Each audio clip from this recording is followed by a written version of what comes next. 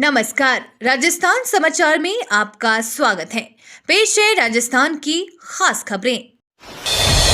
Deputy CM दिया कुमारी ने budget को लेकर कांग्रेस के लगाए आरोपों पर किया पलटवार। डिप्टी सीएम दिया कुमारी और जलदाय मंत्री कन्हैया लाल चौधरी ने नीदड़ में बिसलपुर पृथ्वीराज नगर की जल परियोजना फेज द्वितीय के अंतर्गत 5 उच्च जलाशयों के निर्माण कार्य का शिलान्यास किया। इस मौके पर डिप्टी सीएम ने जल जीवन मिशन को लेकर जानकारी दी। उन्होंने कहा कि बिसलपुर परियोजना का जल यहां तक पहुंचाया गया है, हर गांव तक पहुंचेगा। जयपुर और पूरे प्रदेश में पानी की समस्या से निजात मिलेगी। राज्यसभा चुनाव की नामांकन प्रक्रिया शुरू। राजस्थान में राज्यसभा की 3 सीटों के चुनाव होने हैं। राज्यसभा की इन 3 सीटों पर होने वाले चुनाव को लेकर संभावित प्रत्याशियों के नाम सियासी गलियारों में उछल रहे हैं, लेकिन भाजपा और कांग्रेस ने फिलहाल अभी अपने पत्ते नहीं खोले हैं। दूसरी ओर ये तय है कि 2 सीटें भाजपा और 1 सीट कांग्रेस के पक्ष में जाएगी। 3 प्रत्याशी होते हैं तो निर्विरोध निर्वाचन हो जाएगा, लेकिन चौथा प्रत्याशी मैदान में उतरता है तो मतदान होगा। राजस्थान में राज्यसभा की 10 सीटें हैं, इनमें से 3 पर चुनाव होना है। राज्यसभा की 3 सीटों के लिए गुरुवार से नामांकन शुरू हो गया है।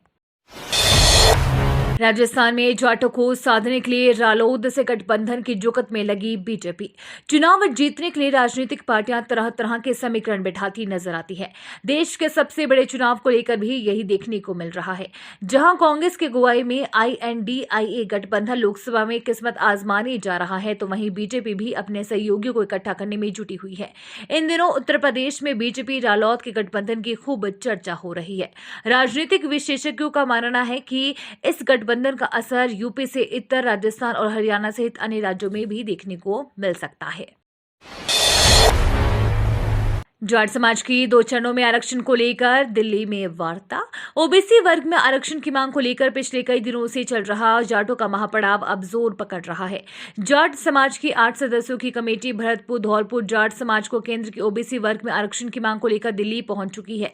इस मुद्दे पर केंद्र सरकार से उनकी 2 दौर में बातचीत होगी। पहली वार्ता कल थी और वहीं दूसरी वार्ता 12 फरवरी को होगी। राज्य सरकार से भी इससे पहले जाट समाज के प्रतिनिधिमंडल की बातचीत हो चुकी है। जाट समाज का 24वें दिन उज्जैन तहसील के जयचोली गांव पर भी महापड़ाव जारी है। पूर्व मुख्यमंत्री वसुंधरा राजे पहुंची जोधपुर, चित्रा सिंह को दी श्रद्धांजलि। पूर्व मुख्यमंत्री वसुंधरा राजे कल 1 दिवसीय दौरे पर जोधपुर प्रवास पर रही। पूर्व मुख्यमंत्री वसुंधरा राजे करीब 11 बजे पूर्व केंद्रीय मंत्री जसवंत सिंह जासौल के निवास पहुंचे। पिछले दिनों पूर्व सांसद मानवेंद्र सिंह जासौल हादसे में घायल हो गए थे। वहीं उनकी पत्नी चित्रा सिंह का निधन हो गया था। राजे ने चित्रा सिंह को श्रद्धांजलि अर्पित करने के साथ ही शोक संतप्त परिवार को सांत्वना दी। यहां उन्होंने परिवार को ढांढस बंधाया और गुरुग्राम अस्पताल में भर्ती पूर्व सांसद मानवेंद्र सिंह की कुशलता भी जानी। प्रथम राष्ट्रीय लोक अदालत 9 मार्च को होगी आयोजित। आगामी 9 मार्च को बयानवार कोर्ट परिसर में राष्ट्रीय लोक अदालत का आयोजन किया जा रहा है। लोक अदालत को सफल बनाने तथा ज्यादा से ज्यादा पक्षकारान को लाभ पहुंचाने के लिए न्यायिक अधिकारियों की बैठक आयोजित कर उन्हें विभिन्न प्रकरणों का निष्पादन करने तथा आमजन में लोक अदालत के प्रति जागरूकता लाने के लिए अध्यक्ष जितेंद्र सांवरिया द्वारा आवश्यक दिशा निर्देश दिए जा रहे हैं।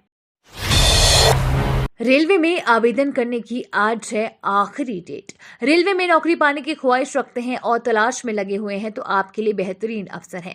उत्तर पश्चिम रेलवे में अप्रेंटिस के पदों पर आवेदन करने की आज यानी 10 फरवरी अंतिम तिथि है। जो भी उम्मीदवार अभी तक इन पदों के लिए आवेदन नहीं किए हैं, वे रेलवे की आधिकारिक वेबसाइट rrcjaipur.in के जरिए ऑनलाइन अप्लाई कर सकते हैं। इन पदों के लिए आवेदन प्रक्रिया 10 जनवरी से शुरू हुई। हमारे गारंटी एक्ट के कारण बढ़ी 15% पेंशन। राजस्थान में कांग्रेस सरकार के 2008 से 2013 के कार्यकाल में हमने बुजुर्गों, विधवाओं, दिव्यांगों के लिए सामाजिक सुरक्षा पेंशन शुरू की थी। 2013 में सरकार बदल गई। 5 साल में महंगाई बढ़ने के बावजूद भाजपा सरकार के 5 वर्षों में जरूरतमंदों की सामाजिक सुरक्षा पेंशन में कोई बढ़ोतरी नहीं की गई है। 2018 में सरकार में आते ही हमने सामाजिक सुरक्षा पेंशन बढ़ाई। आगे कोई भी सरकार आए परंतु जरूरतमंदों को तकलीफ न हो, इसलिए हमने Rajasthan minimum income guaranteed act बनाया, जिसमें न्यूनतम रोजगार के साथ सामाजिक सुरक्षा पेंशन ने हर वर्ष 15% स्वतः बढ़ोतरी की व्यवस्था निश्चित की। भजनलाल के मंत्रियों को मिली विशिष्ट सहायक 24 RAS का तबादला। राजस्थान में भजनलाल सरकार ने 24 RAS अफसरों के तबादले किए हैं। अधिकांश अफसरों के मंत्रियों का विशिष्ट सहायक लगाया है। कार्मिक विभाग ने आदेश जारी कर दिए हैं। कार्मिक विभाग द्वारा जारी आदेश के अनुसार RAS ललित कुमार, प्रबंध निदेशक राजस्थान बीज निगम, अंजू राजपाल, संयुक्त सचिव मुख्यमंत्री राजस्थान जय नारायण मीणा, विशिष्ट सहायक मंत्री स्कूल शिक्षा पंचायती राज नरेश कुमार मालव, विशिष्ट सहायक मंत्री सामाजिक न्याय एवं अधिकारिता ओम प्रकाश बुनकर, प्रथम संयुक्त सचिव मुख्यमंत्री लगाए गए हैं। कार्मिक विभाग ने आदेश जारी किए हैं। भजनलाल सरकार ने मोदी की गारंटी की हवा निकाल दी। राजस्थान के पूर्व सीएम अशोक गहलोत ने बीजेपी पर निशाना साधा है। गहलोत का कहना है कि लेखा अनुदान से राजस्थान की भाजपा सरकार ने मोदी की गारंटी की हवा निकाल दी है, क्योंकि मोदी ने चुनाव में राजस्थान में पेट्रोल डीजल की कीमतें गुजरात और यूपी जैसे पड़ोसी राज्यों के समान करने की गारंटी दी थी, पर लेखा अनुदान में इसका जिक्र तक नहीं किया गया। यह दिखता है कि मोदी की गारंटी पूरी तरह खोखली है। वैसे गारंटी शब्द ही मोदी जी ने कांग्रेस के कैंपेन से चुराया है। राजस्थान में बारिश से बढ़ी ठंड, कई जिलों में अलर्ट। पश्चिमी विक्षोभ के असर से राजस्थान में मौसम बदल गया है। राजस्थान के कई इलाकों में बादल छाए हैं। विभिन्न इलाकों में बूंदाबांदी का दौर जारी है। बीते 24 घंटे में जैसलमेर में 2 मिलीमीटर बारिश दर्ज की गई है। मौसम विभाग ने सूबे के विभिन्न हिस्सों में बारिश की चेतावनी जारी की है। मौसम विभाग ने अगले 24 घंटे के दौरान पश्चिमी राजस्थान में छिटपुट बारिश की चेतावनी जारी की गई है। इस दौरान वज्रपात को लेकर भी चेतावनी जारी की गई है। राजस्थान के बाकी हिस्सों में सर्द हवाएं चलेंगी। रोहित शर्मा हार्दिक पांड्या को लेकर नया विवाद। मुंबई इंडियंस के पूर्व कप्तान रोहित शर्मा और नए कप्तान हार्दिक पांड्या के बीच नए विवाद ने जोर पकड़ लिया है। दावा किया जा रहा है कि टीम इंडिया के दोनों सितारों ने इंस्टाग्राम पर एक दूसरे को अनफॉलो कर दिया है। हालांकि कुछ फैंस कह रहे हैं कि दोनों इंस्टाग्राम पर एक दूसरे को कभी भी फॉलो नहीं करते थे। हालांकि अब तक इस विवाद की सच्चाई कंफर्म नहीं हो सकी है। एमपी और राजस्थान का इनामी डकैत बंटू गिरफ्तार। राजस्थान और एमपी के कई जिलों में वांछित डकैत बंटू को पुलिस ने गिरफ्तार कर लिया है। राजस्थान की धौलपुर पुलिस ने बंटू के पास से 315 बोर का देसी कट्टा और 2 जिंदा कारतूस बरामद किए हैं। बंटू पर 1 दर्जन से अधिक चोरी और लूट के मुकदमे दर्ज है। राजस्थान में आरोपी पर 10,000 रुपए और मध्य प्रदेश पुलिस द्वारा 30,000 रुपए का इनाम घोषित किया गया है। पुलिस ने बताया कि मुखबिर की सूचना पर डकैत को गिरफ्तार किया गया। अग्निवीरों को लेकर संसदीय समिति ने उठाई आवाज।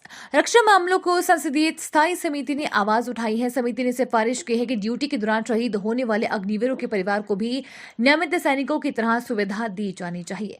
पैनल ने कहा कि अलग अलग राज्य अपने हिसाब से शहीदों के परिवार को मुआवजे की रकम देते हैं, इसको सभी राज्यों में बराबर कर देना चाहिए। अमित शाह, जेपी नड्डा ने दिग्गजों को भारत रत्न देने पर पीएम का जताया आभार। गृह मंत्री अमित शाह ने पूर्व प्रधानमंत्री पीवी नरसिम्हा राव को भारत रत्न से सम्मानित करने पर पीएम मोदी का आभार व्यक्त किया है। शाह ने कहा कि आजीवन किसानों के लिए समर्पित चौधरी साहब ने किसान कल्याण के लिए अनेक कार्य किए। बीजेपी अध्यक्ष जेपी नड्डा ने कहा कि पूर्व पीएम चौधरी चरण सिंह जी को सर्वोच्च नागरिक भारत सम्मान रत्न से सम्मानित किए जाने के निर्णय के लिए मैं भारत रत्न का हृदय से अभिनंदन करता हूँ।